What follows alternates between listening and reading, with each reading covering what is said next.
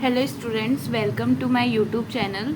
तो आज के इस लेक्चर में हमने क्वांटम मैकेनिक्स के लिए लेक्चर सीरीज स्टार्ट की थी और आज के लेक्चर का हमारा टॉपिक होगा वेव फंक्शन, कि what is wave function and what is the normalisation of wave function and physical significance of wave function.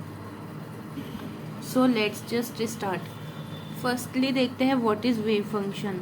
Wave function एक मैथमेटिकल फंक्शन होता है जो किसी क्वांटम मैकेनिकल सिस्टम की या फिर वेव की मान लो उसके स्टेट की सारी इन्फॉर्मेशन रखता है। इस मैथमेटिकल फंक्शन में उस वेव की या उस सिस्टम की पूरी इन्फॉर्मेशन होती है and contains all valuable information regarding that system is called wave function. It is represented by psi r vector T.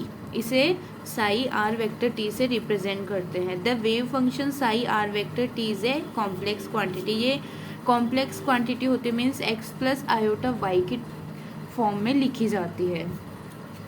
अब नेक्स्ट देखते हैं कि नॉर्मलाइजेशन ऑफ वेव फंक्शन क्या होता है। नॉर्मलाइजेशन मीन्स कि पार्टिकल जो है उसके पाए जाने की जो प्रोबेबिलिटी है पूरे होल स्पेस में, यानी कि जिस भी स्पेस में वो मूव कर रहा है उस स्पेस में पार्टिकल की पाए जाने की प्रोबेबिलिटी जो होती है वो 1 के इक्वल हो।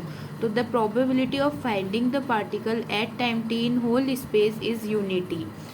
प्रोबेबिलिटी हम कैसे कैलकुलेट करेंगे, हम इसके मोड का स्क्वायर लेंगे, dx के रिस्पेक्ट में इंटीग्रेशन करेंगे। होल स्पेस मान लो हम -इन्फिनिटी से +इन्फिनिटी ले रहे हैं और इसकी वैल्यू अगर 1 आ जाती है तो वो वेव फंक्शन का नॉर्मलाइजेशन कहलाता है।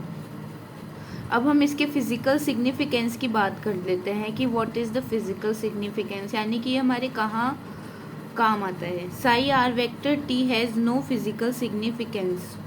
जो हमारा वेव फंक्शन साई होता है उसका एज सच कोई फिजिकल सिग्निफिकेंस होता नहीं है, लेकिन जो इसके मोड का स्क्वायर है जिसे हम प्रोबेबिलिटी भी कह सकते हैं has physical significance and it's value is real and positive.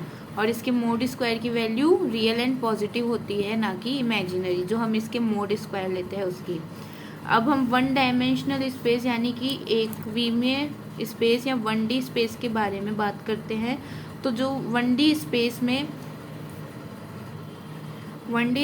में mod of psi X T का whole square position probability density को रिप्रेजेंट करता है and probability of finding the particle for a particular value of X की कोई particular value हो, यानी कि एक सर्टेन वैल्यू हो, एंड आल्सो टाइम, और टाइम की कोई सर्टेन वैल्यू पे जो पार्टिकल है उसकी प्रोबेबिलिटी को रिप्रेजेंट करता है।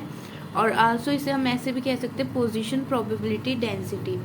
अब हम मान लो स्पेस x1 से x2 ले लेते हैं और उसके रिस्पेक्ट में हमने इसका इंटीग्रेशन किया, तो वो क्या रिप्रेजेंट करेगा, ये प्रोबेबिलिटी ही रिप्रेजेंट करेगा किसके बीच में, x1 से x2 स्पेस के बीच में at time t।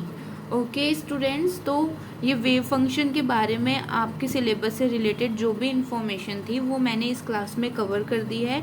Next lecture में मैं नेक्स्ट टॉपिक लेके आऊँगी, और अगर आपको कोई भी डाउट हो या फिर कोई भी इम्प्रूवमेंट करवाना हो तो आप मुझे कमेंट सेक्शन में लिख के बता सकते हैं। Thank you so much and like, share and subscribe.